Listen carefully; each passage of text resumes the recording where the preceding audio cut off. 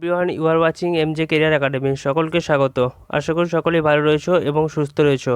আজ আমরা আলোচনা করব 40 মার্কসের একটা মক টেস্ট। এটা আমার পর্ব 18। যারা চ্যানেল নতুন বা এমজে কেরিয়ার একাডেমিতে ফার্স্ট টাইম ভিজিট করছো তারা চ্যানেলটি সাবস্ক্রাইব করে অল নোটিফিকেশনটি অন করে রেখো ক্লাসের সমস্ত আপডেট পাওয়ার জন্য। ওকে, সো লেটস স্টার্ট। দেখো,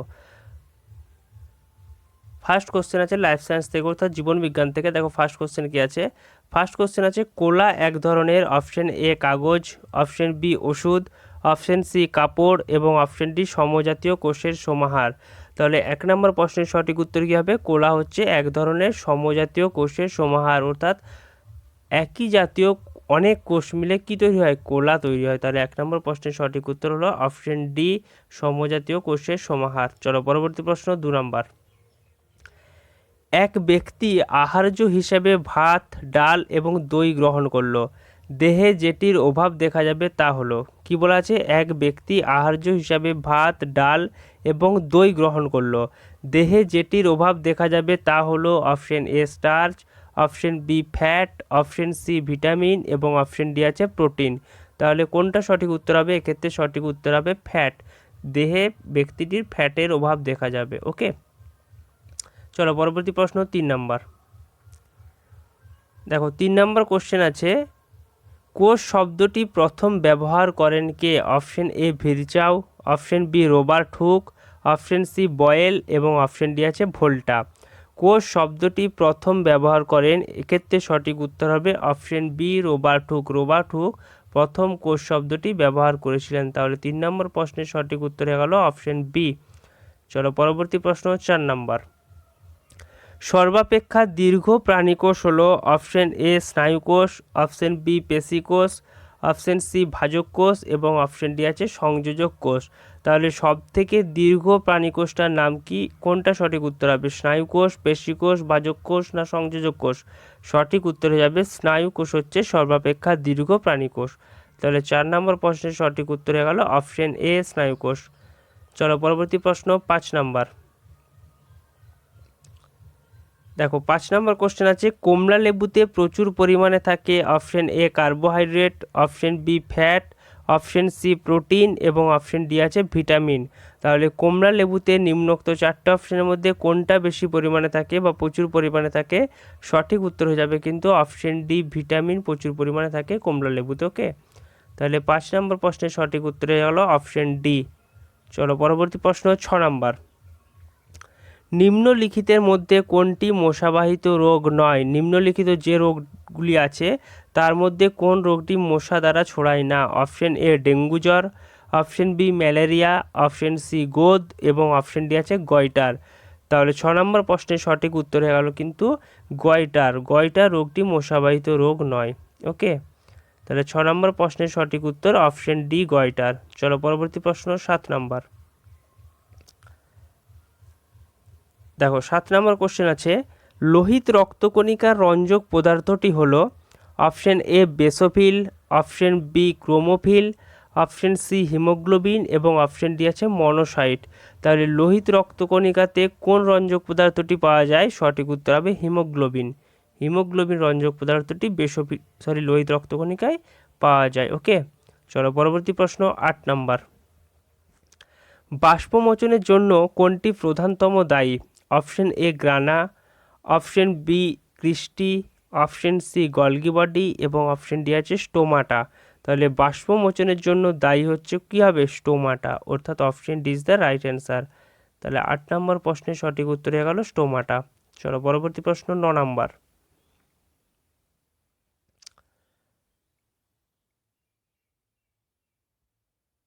দেখো 9 নম্বর কোশ্চেন আছে, শৈবাল ও ছত্রাকের সমন্বয়ে গঠিত উদ্ভিদ হলো option A nostoc, option B lichen, option C আছে রাসনা এবং অপশন ডি আছে র্যাফলেসিয়া। তাহলে শৈবাল ও ছত্রাকের সমন্বয়ে গঠিত উদ্ভিদ সঠিক উত্তর হবে লাইকেন, অর্থাৎ লাইকেন উদ্ভিদটি শৈবাল এবং ছত্রাকের সমন্বয়ে গঠিত হয়। চলো পরবর্তী প্রশ্ন 10 নম্বর। বাষ্পমোচন বেশি হয় কখন? অপশন এ গ্রীষ্মকালে, অপশন বি বর্ষাকালে, অপশন সি শরৎকালে এবং অপশন ডি আছে শীতকালে। তাহলে বাষ্পমোচন বেশি হয়, সঠিক উত্তর হবে কিন্তু গ্রীষ্মকালে। তাহলে 10 নম্বর প্রশ্নের সঠিক উত্তর হয়ে গেল অপশন এ গ্রীষ্মকাল।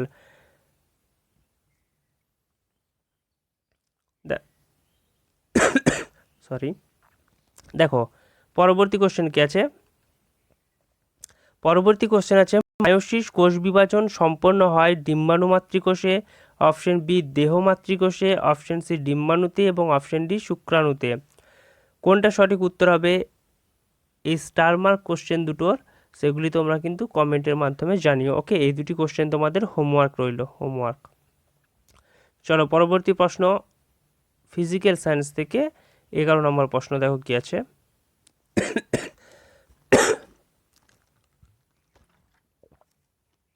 দেখো 11 নম্বর কোশ্চেন আছে ক্যালামাইন কোন মৌলের আকরিক, option A zinc, option B aluminium, option C calcium এবং অপশন ডি আছে ম্যাগনেসিয়াম। তাহলে ক্যালামাইন কোন ধাতুর আকরিক, সঠিক উত্তর হবে কিন্তু জিঙ্ক। জিঙ্ক ধাতুর আকরিক বা জিঙ্ক মৌলের আকরিকের নাম হচ্ছে ক্যালামাইন। তাহলে 11 নম্বর প্রশ্নের সঠিক উত্তর হলো অপশন এ। চলো পরবর্তী প্রশ্ন 12 নম্বর। হাইড্রোজেন গ্যাসের আবিষ্কারক হলেন option A Lavoisier, option B Cavendish, option C Priestley এবং অপশন ডি আছে কেউইনন। তাহলে হাইড্রোজেন গ্যাস প্রথম আবিষ্কার করেছিলেন কে, সঠিক উত্তর আবিষ্কারক হলেন অপশন বি ক্যাভেন্ডিস। তাহলে 12 নম্বর প্রশ্নের সঠিক উত্তর হয়ে গেল অপশন বি ক্যাভেন্ডিস। চলো পরবর্তী প্রশ্ন 13 নম্বর। সোনার অলঙ্কার তৈরির সময় সোনার সঙ্গে খাদ হিসাবে কি মেশানো হয়? যখন সোনার অলঙ্কার তৈরি করা হয় তখন খাদ হিসাবে সোনার সঙ্গে কি মেশানো হয়? অপশন এ পারদ, অপশন বি দোস্তা, অপশন সি তামা এবং অপশন ডি আছে অ্যান্টিমনি। সঠিক উত্তর হয়ে যাবে কিন্তু তামা মেশানো হয়। খাদ হিসাবে কি মেশানো হয়? তামা মেশানো হয় সোনার অলঙ্কার তৈরির সময়। চলো পরবর্তী প্রশ্ন 14 নম্বর। 14 নম্বর কোশ্চেন কি আছে। গ্লোবাল সল্টের রাসায়নিক নাম হলো option A sodium chloride, option B sodium sulphate, option C sodium carbonate এবং অপশন ডি আছে সোডিয়াম নাইট্রেট। তাহলে গ্লোবাল সল্টের রাসায়নিক নাম সঠিক উত্তর হবে সোডিয়াম সালফেট। ওকে, তাহলে 14 নম্বর প্রশ্নের সঠিক উত্তর অপশন বি। চলো পরবর্তী প্রশ্ন 15 নম্বর। নিচের কোনটি লাফিং গ্যাস নামে পরিচিত? Option A nitric oxide, option B nitrous oxide, option C nitrogen dioxide এবং অপশন ডি আছে জিঙ্ক অক্সাইড। তাহলে নিচের কোনটি লাফিং গ্যাস নামে পরিচিত? সঠিক উত্তরে যাবে নাইট্রাস অক্সাইড, অর্থাৎ অপশন বি সঠিক উত্তর। ওকে, চলো পরবর্তী প্রশ্ন 16 নম্বর। কোনটি সাবান প্রস্তুতিতে ব্যবহৃত হয়? Option A ZnO, option B CH3COONA, option C আছে NaOH এবং অপশন ডি আছে এর কোনোটি সঠিক নয়।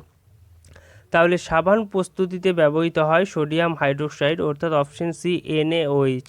ওকে, তাহলে 16 নম্বর প্রশ্নের সঠিক উত্তর হলো অপশন সি NaOH। চলো পরবর্তী প্রশ্ন 17 নম্বর।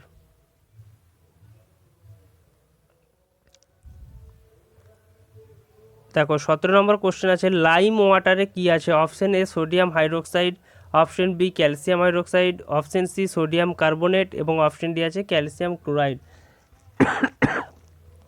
সঠিক উত্তর হবে লাইম ওয়াটারে কি আছে? সঠিক উত্তর হলো অপশন বি ক্যালসিয়াম হাইড্রোক্সাইড। ওকে, তাহলে 17 নম্বর প্রশ্নের সঠিক উত্তর অপশন বি ক্যালসিয়াম হাইড্রোক্সাইড। চলো পরবর্তী প্রশ্ন 18 নম্বর। নেল পালিশ রিমুভারে কি থাকে? Option A acetone, option B benzene, option C nitric acid এবং অপশন ডি আছে কার্বলিক অ্যাসিড।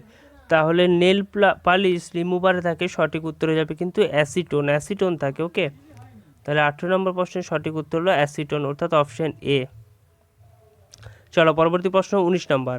গাড়ির ব্যাটারিতে কোন অ্যাসিড ব্যবহৃত হয়? Option A acetic acid, option B nitric acid, option C sulphuric acid এবং অপশন ডি আছে হাইড্রোক্লোরিক অ্যাসিড। তাহলে গাড়ির ব্যাটারিতে সালফিউরিক অ্যাসিড ব্যবহার করা হয়। ওকে, তাহলে 19 নম্বর প্রশ্নের সঠিক উত্তর হয়ে গেল অপশন সি সালফিউরিক অ্যাসিড।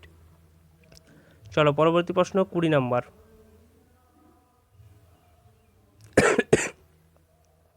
দেখো 20 নম্বর কোশ্চেন কি আছে। ইলেকট্রিক বাল্বে কোন গ্যাস থাকে? ইলেকট্রিক বাল্বের ভিতর কোন গ্যাস থাকে? অপশন এ বায়ু, option B oxygen, option C nitrogen এবং অপশন ডি আছে কার্বন ডাইঅক্সাইড। তাহলে ইলেকট্রিক বাল্বে কোন গ্যাস থাকে? সঠিক উত্তর হয়ে যাবে কিন্তু নাইট্রোজেন, অর্থাৎ অপশন সি। চলো পরবর্তী প্রশ্ন দেখো। প্রাণীর দাঁত ও হাড়ের প্রধান উপাদান হলো option A sodium chloride, option B calcium chloride, option C calcium phosphate এবং অপশন ডি আছে ক্যালসিয়াম সালফেট। এই প্রশ্নের সঠিক উত্তরটি তোমরা কমেন্টের মাধ্যমে জানিও। প্রাণীর দাঁত ও হাড়ের প্রধান উপাদান কোনটা, সঠিক উত্তর হবে তোমরা কমেন্টের মাধ্যমে কিন্তু জানিও। ওকে,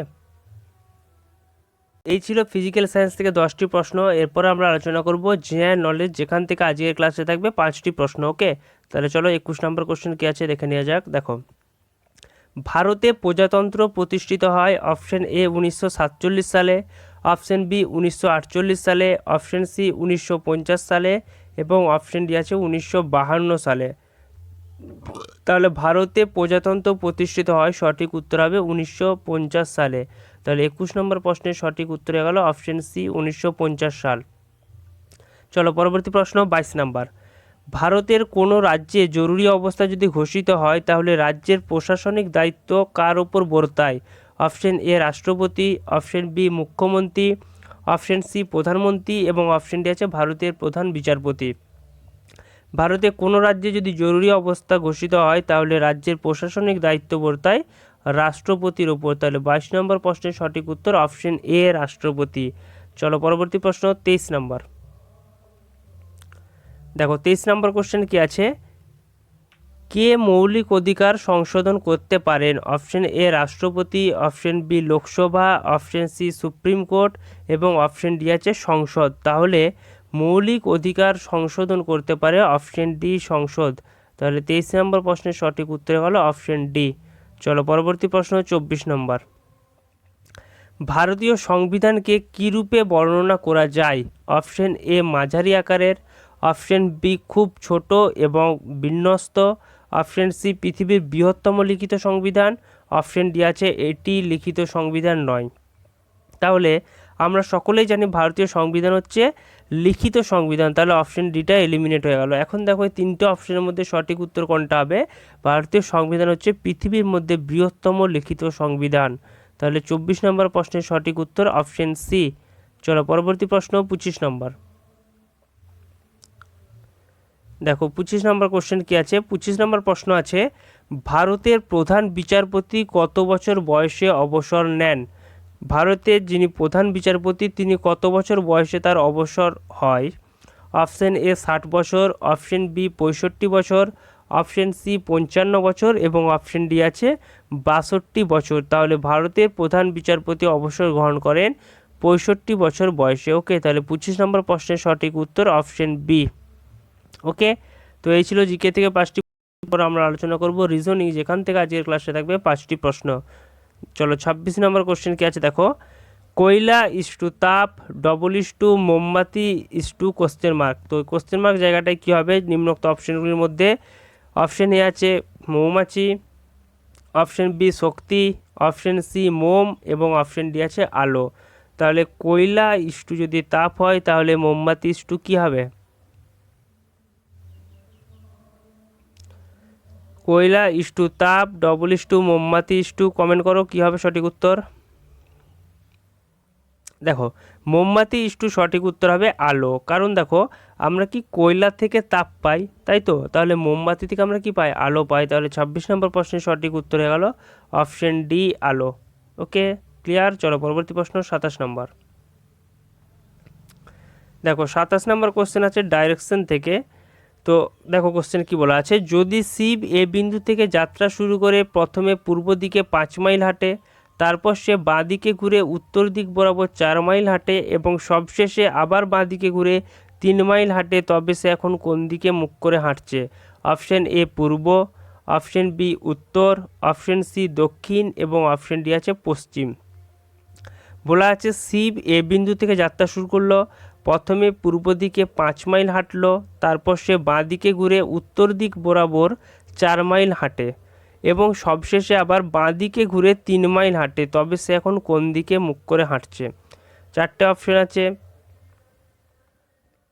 4টে অপশনের মধ্যে কোনটা সঠিক হবে সেটা আমাদেরকে কিন্তু নির্ণয় করতে হবে। ওকে, তো তোমাদের এই প্রশ্নটি সলভ করার জন্য 15 সেকেন্ড টাইম দেওয়া হচ্ছে। তো 15 সেকেন্ড টাইমের মধ্যে তোমরা সলভ করে সঠিক উত্তরটি কমেন্টের মাধ্যমে জানাও।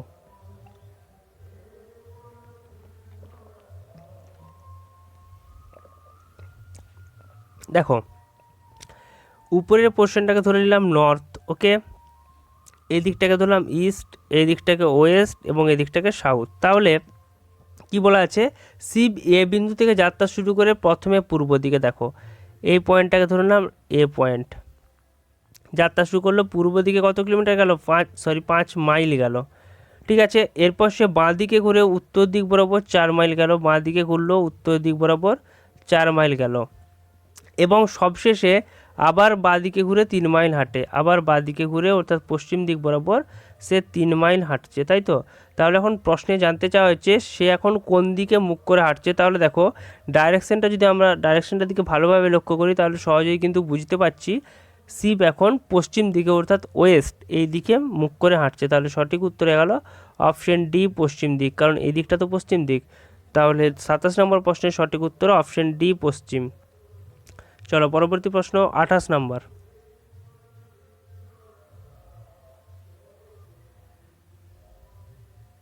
দেখো 28 নম্বর প্রশ্ন আছে, একটা শব্দ দেওয়া আছে, শব্দগুলির মধ্যে যদি বর্ণগুলির মধ্যে শব্দটির বর্ণগুলির মধ্যে কোন বর্ণটি ইংরেজি বর্ণমালায় একই স্থানে থাকবে।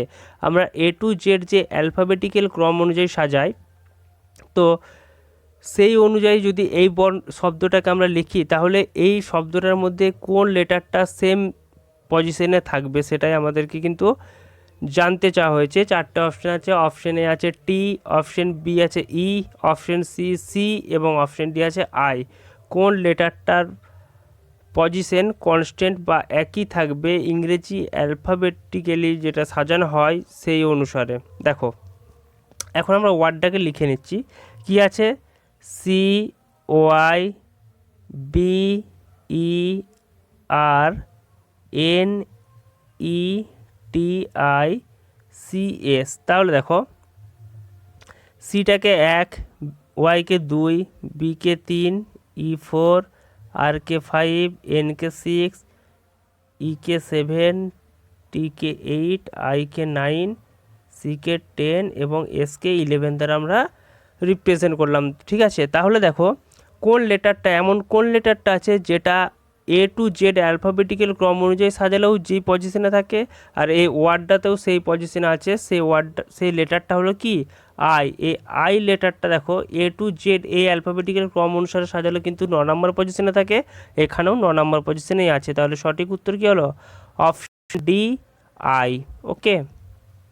চলো পরবর্তী প্রশ্ন 29 নম্বর। দেখো 29 নম্বর প্রশ্ন আছে ব্লাড রিলেশন থেকে, তো কি দেওয়া আছে দেখো, এ বি এর ভাই, সি এ এর কন্যা, ই বি এর ছেলে, ই সি এর সাথে কিভাবে সম্পর্কিত জানতে চাওয়া হয়েছে। কি বলা আছে, এ হচ্ছে বি এর ভাই, সি হলো এ এর কন্যা, তাহলে ই বি এর ছেলে, ই এর সাথে সি কিভাবে সম্পর্কিত। 4টে অপশান আছে, অপশান এ ভাই, অপশান বি বোন, অপশান সি খুড়তুতো ভাই এবং অপশান ডি আছে সম্পর্কিত নয় বা কোনো সম্পর্ক নেই। কোনটা রাইট অ্যান্সার হবে সেটা আমাদেরকে কিন্তু আইডেন্টিফাই করতে হবে। এ বি এর ভাই, সি এ এর কন্যা, ই বি এর ছেলে, ই সি এর সাথে কিভাবে সম্পর্কিত। এ বি এর ভাই বলা আছে, দেখো তো চলো সলভ করছি এখন। কি বলা আছে, এ কার ভাই, বি এর ভাই, তাহলে এটা আমরা ডেফিনেটলি বলতে পারি এ হচ্ছে একজন পুরুষ, বি এর ভাই, ওকে। সি এর কন্যা, তাহলে এর কন্যাকে, এর কন্যা হলো সি, তাহলে দেখো যেহেতু কন্যা বলা আছে তাই সিটা কি ধরে নিলাম, সিটা হচ্ছে মহিলা। ই বি এর ছেলে, ই কার ছেলে বলেছে, ই হচ্ছে বি এর ছেলে, তাহলে ই এখানে নিলাম কার ছেলে, বি এর ছেলে, তাহলে ইটা হচ্ছে পজিটিভ প্লাস অর্থাৎ পুরুষ। তাহলে ই সি এর সাথে কিভাবে সম্পর্কিত, দেখো এ আর বি এরা দুজনে হচ্ছে ভাই, ঠিক আছে। তাহলে বি এর ছেলে ই আর এর কন্যা হচ্ছে সি, তাহলে সি হচ্ছে সি এর সাথে ই এর সম্পর্ক কীরূপ হবে, ই হলো সি এর খুড়তুতো ভাই। তাহলে সঠিক উত্তর হয়ে যাবে 29 নম্বর প্রশ্নের অপশন সি খুড়তুতো ভাই, ওকে। চলো পরবর্তী প্রশ্ন 30 নম্বর।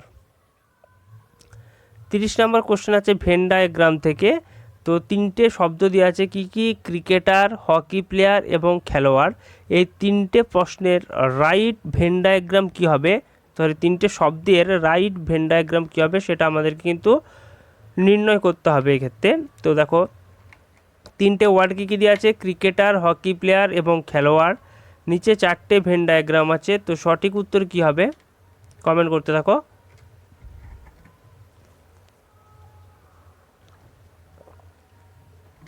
দেখো কিছু হকি প্লেয়ার আছে যারা কি হয় ক্রিকেট খেলে, আবার কিছু ক্রিকেটার আছে যারা হকি খেলে। কিন্তু ক্রিকেটারই বলো বা হকি প্লেয়ারই বলো, এরা দুজনেই কি খেলোয়াড়ের মধ্যে পড়ে, তাই তো? তাহলে একটা বড় সার্কেল আমরা ড্র করলাম, তো এটাকে আমরা খেলোয়াড় দ্বারা রিপ্রেজেন্ট করলাম। ওকে, খেলোয়াড়। এখন কি বললাম যে কিছু হকি প্লেয়ার আছে যারা ক্রিকেট খেলে, আবার কিছু ক্রিকেটার আছে যারা হকি খেলে। তাহলে এই যে দুটো সার্কেল হবে, এরা এই দুটো সার্কেল একে অপরকে কাট করবে, তাই তো? কারণ কিছু হকি প্লেয়ার ক্রিকেটার, আবার কিছু ক্রিকেটার যারা হকি খেলে, ঠিক আছে, কিন্তু উভয়ই খেলোয়াড়ের আওতায় পড়ে। তাহলে এই ভেন ডায়াগ্রামটা নিম্নোক্ত যে চারটে অপশান আছে, চারটে অপশানের মধ্যে কোন ডায়াগ্রামের সাথে ম্যাচ করছে না, অপশান ডি এর সাথে ম্যাচ করছে। তাহলে 30 নম্বর প্রশ্নের সঠিক উত্তর আমরা বলতে পারি অপশান ডি।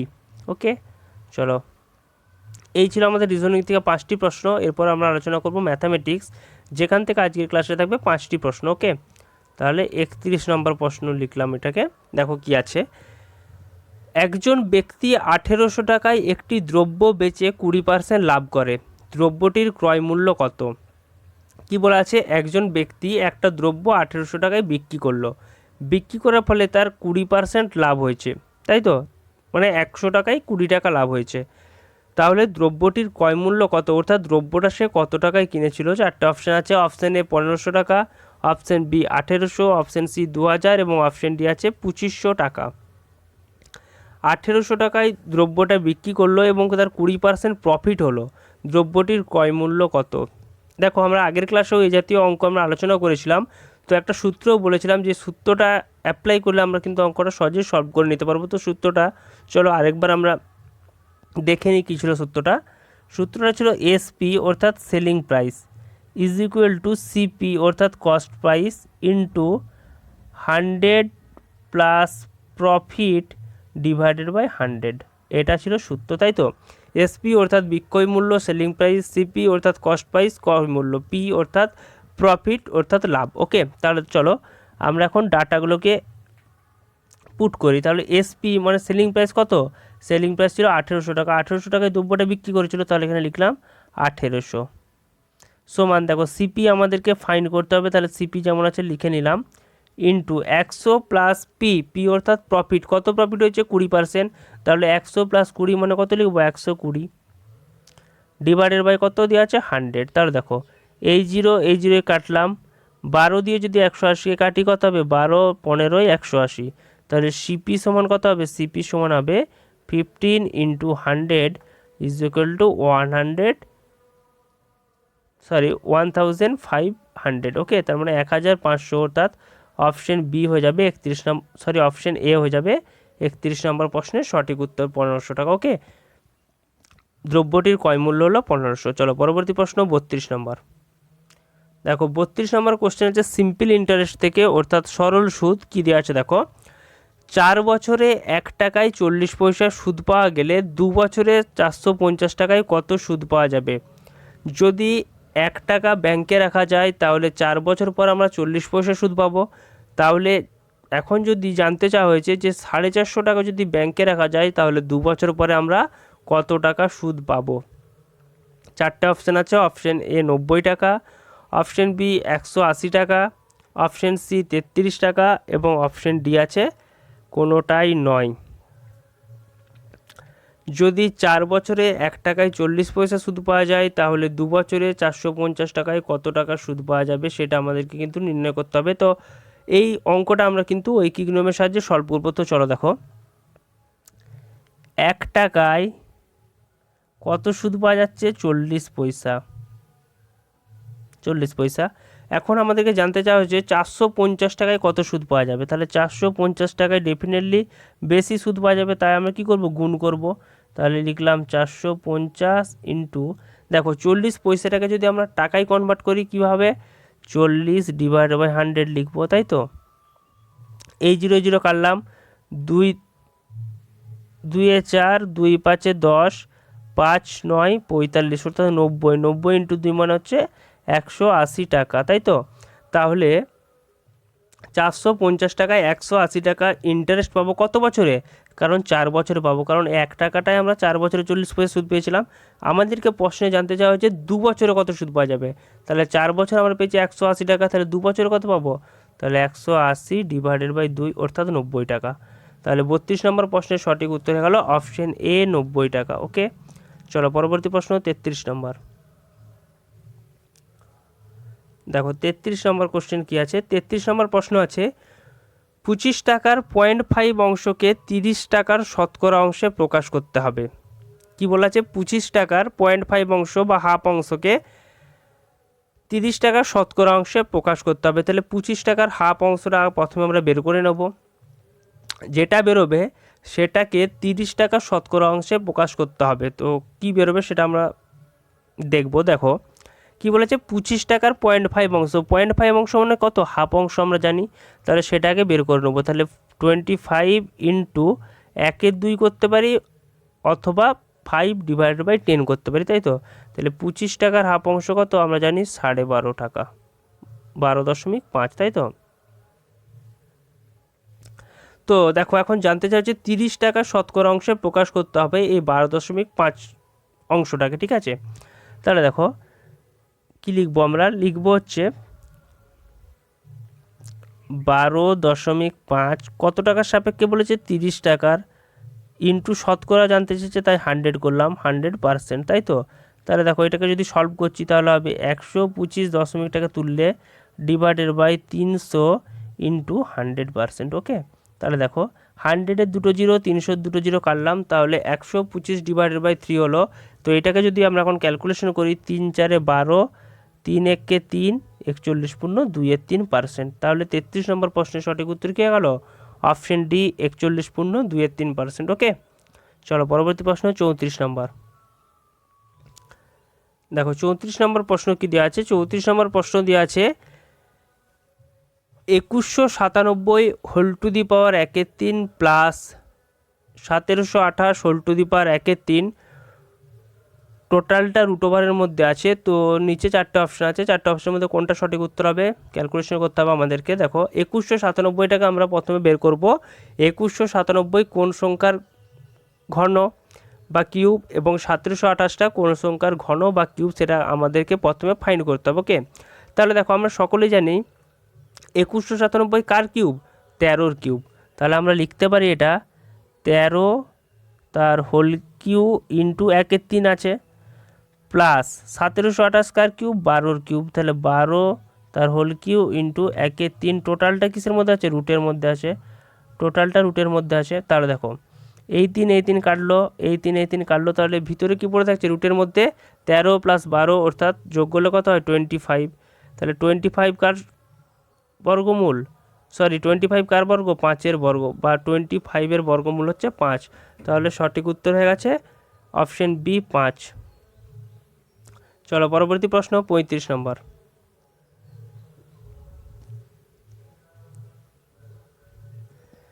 কি দিয়ে আছে দেখো, বড় সংখ্যাটি ছোট সংখ্যার দ্বিগুণ, দুটি সংখ্যার গড় 243 হলে ছোট সংখ্যাটি কত? কি বলা আছে? বড় সংখ্যাটি ছোট সংখ্যার দ্বিগুণ। তাহলে যদি ছোট সংখ্যাটা 1 হয় তাহলে বড় সংখ্যাটা কত? 2 হবে, কারণ দ্বিগুণ বলা আছে। দুটি সংখ্যার গড়, গড় অর্থাৎ কি? দুটো সংখ্যার total divided by 2 equal to গড় আমরা জানি। তাহলে ছোট সংখ্যাটা কত সেটা আমাদেরকে নির্ণয় করতে হবে। তাহলে বড় সংখ্যাটি ছোট সংখ্যার দ্বিগুণ, তাহলে ছোট সংখ্যাটাকে আমরা ধরে নিলাম x। তাহলে বড় সংখ্যা কত হবে? বড় সংখ্যা হয়ে যাবে 2x। তাহলে এই দুটোর গড় কত বলেছে? 243। তাহলে আমরা এদের টোটাল কত হবে? x plus 2x। যদি গড় বার করতে চাই তাহলে ডিভাইডেড বাই 2 হবে, কিন্তু আমরা এটা টোটাল করে নিচ্ছি। তাহলে 243টা গড় বলেছিল, তাহলে টোটাল করলে কত হবে? 2 দিয়ে গুণ হয়ে যাবে, তাহলে 2 3 6, 2 4 8, 2 2 4। তাহলে এই দিকটা যোগ করলে কত হবে? 3x, তাই তো? তাহলে এক্সটাকে লেফট হ্যান্ড সাইডে রেখে 3টাকে রাইট হ্যান্ড সাইডে যদি নিয়ে যায় তাহলে ডিভাইডেড বাই হয়ে যাবে 3 1 3, 3 6 18, 3 2 6। তাহলে এক্সের মান পেলাম। এক্সটাকে কি ধরেছিলাম? এক্সটাকে আমরা ধরেছিলাম ছোট সংখ্যা। তাহলে 35 নম্বর প্রশ্নের সঠিক উত্তর হয়ে যাবে 162। এটাই আমাদেরকে জানতে চাওয়া হয়েছে। ওকে, তো এই ছিল আমাদের অঙ্কে থেকে 5টি প্রশ্ন, এরপর আমরা আলোচনা করব ইংলিশ গ্রামার, যেখান থেকে আজকের ক্লাসে থাকবে 5টি প্রশ্ন। দেখো ইংলিশের ফার্স্ট কোশ্চেন অর্থাৎ বা 36 নম্বর কোশ্চেন কী আছে দেখো। কোশ্চেন দিয়ে আছে the smile of the baby is very sweet. The smile of the baby is very sweet. Here smile is an option A material noun, option B abstract noun, option C proper noun এবং option D আছে common noun. The smile of the baby is very sweet, here smile is an সঠিক উত্তর হয়ে যাবে কিন্তু abstract noun. তাহলে 36 নম্বর প্রশ্নের সঠিক উত্তর হয়ে গেল অপশন বি অ্যাবস্ট্রাক্ট নাউন। চলো পরবর্তী প্রশ্ন 37 নম্বর। 37 নম্বর প্রশ্ন দেখো, একটা সেন্টেন্স দেওয়া আছে, সেই সেন্টেন্সটা আমাদেরকে ভয়েস চেঞ্জ করতে হবে। তো সেন্টেন্সটা কি দেখো, has she worked out all the sums. Has she worked out all the sums. তো এই সেন্টেন্সটা আমাদের যদি ভয়েস চেঞ্জ করি তাহলে কোনটা সঠিক উত্তর হবে? দেখো ভালোভাবে লক্ষ্য করো অপশানগুলোর দিকে, 4টে অপশান আছে, 4টে অপশানের মধ্যে কোনটা সঠিক উত্তর হবে সেটাই কিন্তু আমাদেরকে খুঁজে বের করতে হবে। তাহলে 37 নম্বর প্রশ্নের সঠিক উত্তর কিন্তু হয়ে যাবে has she worked out all the sums. প্রশ্নটার সঠিক ভয়েস চেঞ্জ হবে অপশন ডি। ওকে, তাহলে 37 নম্বর প্রশ্নের সঠিক উত্তর গেল অপশন ডি। চলো পরবর্তী প্রশ্ন 38 নম্বর প্রশ্ন কি আছে দেখো, choose the correct alternative out of 4 and indicate your answer. আমাদেরকে নিচে যে 4টে অপশান আছে, 4টে অপশানের মধ্যে কারেক্ট আমাদেরকে কোনটা হবে সেটা চুজ করতে হবে এবং ইন্ডিকেট ইওর অ্যান্সার। ঠিক আছে, দেখো কি দেওয়া আছে, throw a stone dash the fierce dog. কোনটা সঠিক উত্তর হবে এক্ষেত্রে? 38 নম্বর প্রশ্নের সঠিক উত্তর যাবে কিন্তু অ্যাট। ওকে, তাহলে option A is the right answer. 38 নম্বর প্রশ্নের সঠিক উত্তর হয়ে গেল অপশন এ। চলো পরবর্তী প্রশ্ন 39 নম্বর কি আছে দেখো, find out the correct synonym. আমাদেরকে কারেক্ট সিনোনিম ফাইন্ড করতে হবে। কী দেওয়া আছে, স্নুজ। এই স্নুজ ওয়ার্ডটার কারেক্ট সিনোনিম কী হবে? অপশন এ আছে sleep, option B snore, option C dream এবং অপশন ডি আছে রিল্যাক্স।